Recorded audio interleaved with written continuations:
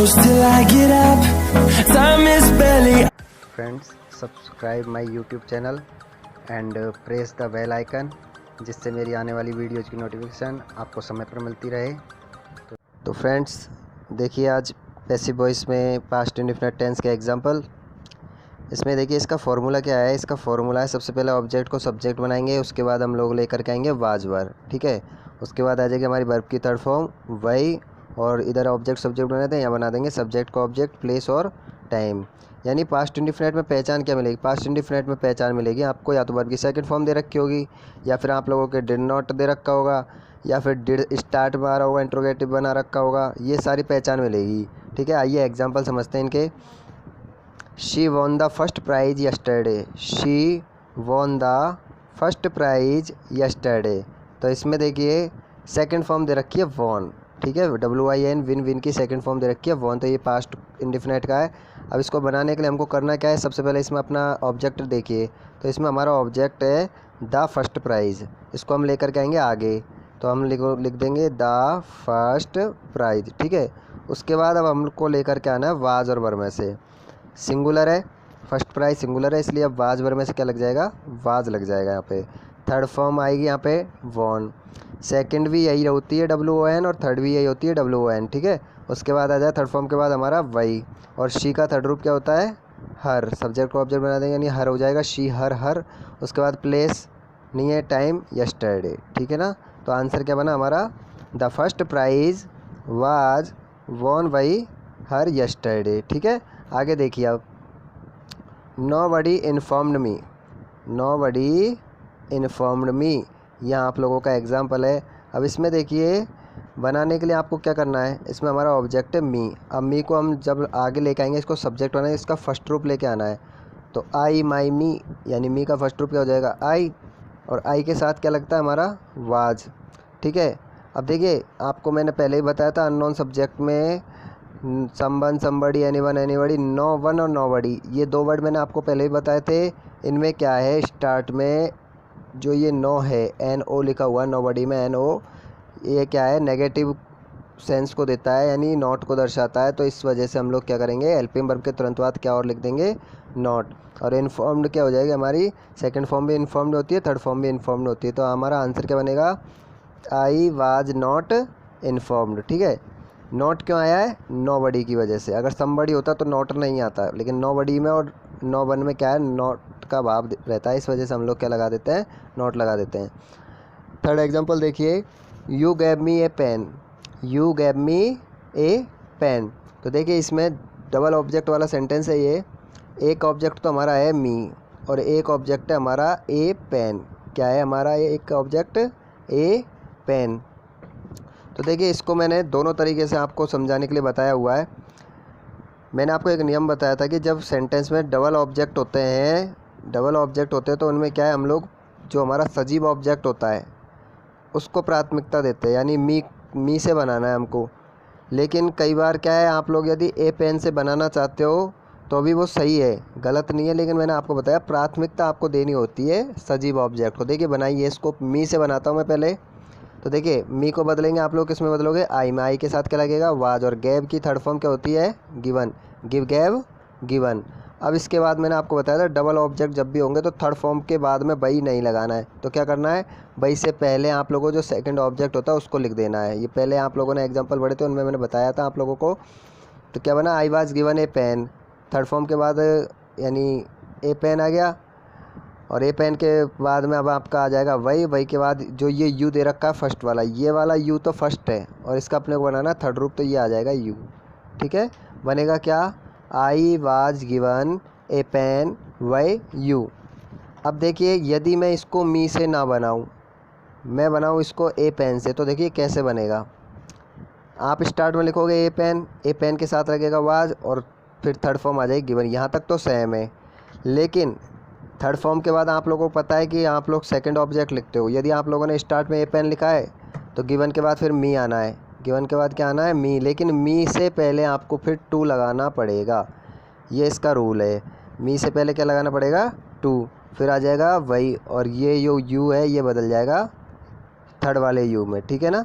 कौन से वाले यू में बदल जाएगा? ये थर्ड वाले यू में बदल जाएगा। आगे देखिए अब, my father eight mangoes in the market. My father eight mangoes in the market. ये देखिए जो एट लिखा हुआ है ये सेकंड फॉर्म है। किसकी सेकंड फॉर्म है? EAT की सेकंड फॉर्म है। किसकी सेकंड फॉर्म है? EAT की सेकंड फॉर्म है। तो देखिए सबसे पहले हमारा ऑब्जेक्ट, इसमें ऑब्जेक्ट क्या है हमारा? इसमें मैंगोज़। क्या है हमारा ऑब्जेक्ट? मैंगोज़। तो हम लोग लिख देंगे आगे मैंगोज़, क्योंकि मैंगो नहीं है मैंगोज़ है, यानी ये क्या है? प्लूरल है, बहुवचन है, तो इसके साथ लग जाएगा वर। थर्ड फॉर्म आएगी ईट एट इटन, यानी थर्ड फॉर्म हो गई इटन। अब डबल ऑब्जेक्ट तो है नहीं है, तो अब थर्ड फॉर्म के तुरंत बाद क्या आ जाएगा? फिर वही आ जाएगा। अगर डबल ऑब्जेक्ट होते तो वही नहीं आता, उससे पहले हमको दूसरा जो ऑब्जेक्ट रहता है उसको लिखना होता है, लेकिन यहाँ पे डबल ऑब्जेक्ट वाला नहीं है, सिंगुलर, मतलब एक ही ऑब्जेक्ट दिया हुआ है। इसमें मैंगोज़ दे रखा है, उस वजह से बना रहे हैं इसमें। तो थर्ड फॉर्म के बाद हमको क्या है? वही लगाना है। वही के बाद क्या आ जाएगा? जो आगे माई फादर दे रखा है, सब्जेक्ट को ऑब्जेक्ट बना देंगे, और बचा हुआ बाकी क्या रह गया हमारा? इन द मार्केट। आंसर क्या बनेगा? क्या रह जाएगा? Mangoes were eaten by my father in the market. आगे देखिए, the peon rang the bell. देखिए RING की सेकंड फॉर्म होती है RANG, रिंग यानी बजाना, ठीक है। तो ये सेकंड फॉर्म दे रखी है इसने। इसमें अपने को देखिए अब अपना ऑब्जेक्ट क्या, हमारा ऑब्जेक्ट है इसमें द वेल, तो हम लिखेंगे स्टार्ट में द वेल। अब सिंगुलर है इसलिए क्या लग जाएगा यहाँ पे? वाज। और रिंग रैंग रंग, थर्ड फॉर्म क्या होती है? RUNG, रंग। थर्ड फॉर्म के तुरंत बाद क्या आना है हमारा? अब वही आना है। अब वही के बाद क्या आ जाएगा हमारा? सब्जेक्ट को ऑब्जेक्ट बनाएंगे, यानी द जो पियोन दे रखा है, ये द पियोन, इसको हम क्या कर देंगे? पीछे ले आएंगे। तो आंसर हमारा क्या बनेगा? आंसर बनेगा द वेल वाज रंग वही द पियोन। नेक्स्ट देखिए अब, Gandhi ji taught us the lesson of non violence. Gandhi ji taught us the lesson of non violence, यानी गांधी जी ने हमको अहिंसा का पाठ सिखाया, अहिंसा का पाठ पढ़ाया, ठीक है। इसका भावार्थ है ये। तो देखिए इसको बनाने के लिए इसमें देखिए डबल ऑब्जेक्ट है। कितना ऑब्जेक्ट है? डबल। एक ऑब्जेक्ट तो हमारा है अस, और दूसरा ऑब्जेक्ट क्या है? The lesson of non violence, एक ये। तो मेरे में आपको बताया था प्राथमिकता देनी है सजीव ऑब्जेक्ट, यानी अस को हम लोग आगे लेकर के आएंगे, केस में बदल जाएगा ये वी में, वी अवर अस। और अब इनके साथ क्या लगता है? वर।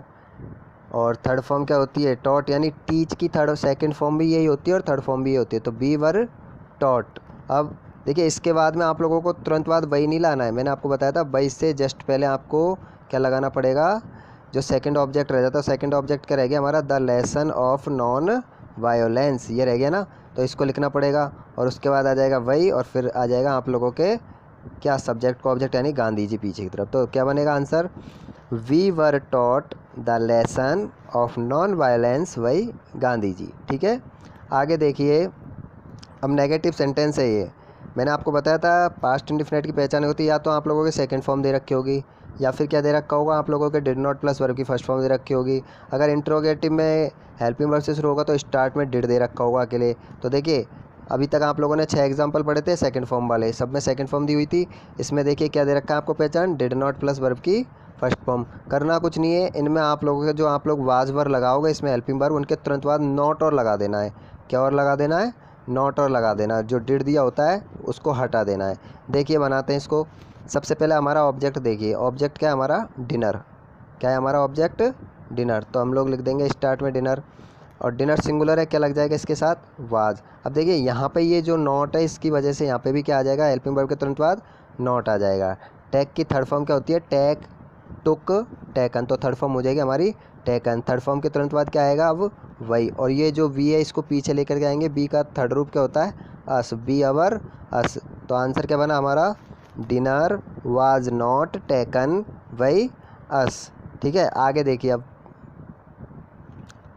आगे देखिए, he did not eat the food. एक और देखिए, अभी डिड नॉट का एग्जाम्पल देखिए। इसमें करना क्या है अपना? आप सबसे पहले ऑब्जेक्ट देखिए, ऑब्जेक्ट क्या हमारा? The food. तो ये हमने द फूड लिख दिया। द फूड के साथ क्या लगेगा? सिंगुलर है इस वजह से वाज। अब वाज के बाद में क्या लग जाएगा? यहाँ ऊपर नॉट है तो यहाँ भी क्या आ जाएगा? नॉट। ईट की थर्ड फॉर्म क्या होती है? ईटन। सुत का क्या लग जाएगा? वाई। और ही का थर्ड रूप क्या होता है? ही, हिज, हिम, यानी क्या आ जाएगा यहाँ पे? हिम। आंसर बनेगा हमारा the food was not eaten by him. आगे देखिए, ये भी एक और एग्जांपल है डिड नॉट का। सबसे पहले हमारा इसमें ऑब्जेक्ट ढूंढिए। ऑब्जेक्ट क्या है हमारा? The prize. तो हम लोग लिख देंगे स्टार्ट में द प्राइज़। उसके बाद हेल्पिंग वर्ब क्या आएगी हमारी? सिंगुलर है इस वजह से वाज। यहाँ नॉट है तो यहाँ भी क्या आ जाएगा? नॉट। और WIN की सेकंड फॉर्म भी वॉन होती है और थर्ड फॉर्म भी हमारी क्या होती है? वॉन। तो ये हमने थर्ड फॉर्म लिखी है वॉन। अब क्या लग जाएगा? वही। और ये शी का थर्ड रूप क्या होता है? शी, हर, हर, यानी क्या आ जाएगा यहाँ पे? हर। आंसर क्या बनेगा हमारा? The prize was not won by her. अब देखिए ये इंट्रोगेटिव वाले, इसमें क्या है हमारे डिड स्टार्ट में आ गया। कहाँ आ गया? ये डिड स्टार्ट में आ गया। जब आपका एक्टिव वॉइस का सेंटेंस हेल्पिंग वर्ब से शुरू होगा तो आपका आंसर यानी पैसिव वॉइस भी हेल्पिंग वर्ब से ही शुरू करना होगा। लेकिन हेल्पिंग वर्ब कौन सी आएगी? यदि डू डज होता, स्टार्ट में क्या होता? डू डज होता तो हमारी हेल्पिंग वर्ब आती इज एम आर। ठीक है। अगर डिड होगा तो हमारी हेल्पिंग वर्ब आ जाएगी वाज वर्ब में से कोई एक। अब वाज वर्ब वो अपने ऑब्जेक्ट के हिसाब से आपको लेकर के आनी है। यहाँ पे देखिए द लेटर है, इसी को आगे लेके आओगे आप, सब्जेक्ट बन जाएगा द लेटर। जब आगे लेकर के आओगे तो इसके हिसाब से क्या लगेगा? सिंगुलर है इसलिए क्या लग जाएगा इसके साथ? क्या लगेगा इसके साथ? वाज लगेगा। तो आंसर क्या बनेगा? Was the letter. और सेंड की थर्ड फॉर्म क्या होती है? सेंड की। सेंड यानी होता है भेजना, तो सेंड की थर्ड फॉर्म होती है सेंट। सेकंड फॉर्म भी सेंट ही होती है, तो हमने लिख दिया यहाँ पे थर्ड फॉर्म सेंट। तो वाज द लेटर सेंट क्या लग जाएगा? वही। और ये जो ही है इसको पीछे लेकर आएंगे, किस में बदल जाएगा? हिम में। यहाँ क्वेश्चन मार्क है तो यहाँ भी हमको क्या लगाना पड़ेगा फिर? Question mark. ठीक है। और देखिए एक और example, did she Singh a song on the stage. Did she Singh a song on the stage. अब देखिए इसमें हमारा ऑब्जेक्ट क्या है? इसमें हमारा ऑब्जेक्ट है ए सॉन्ग। क्या है हमारा ऑब्जेक्ट? A song. इसको आप लोग आगे लेकर के आओगे, लेकिन उससे पहले क्योंकि यहाँ पे स्टार्ट हमारा जो एक्टिव वॉइस का सेंटेंस है वो किससे शुरू हुआ है? हेल्पिंग वर्ब से। तो आगे भी हमारे हेल्पिंग वर्ब भी आनी है, लेकिन वाज वर्ब में से क्या आएगी? ए सॉन्ग है सिंगुलर, तो क्या आ जाएगा यहाँ पे?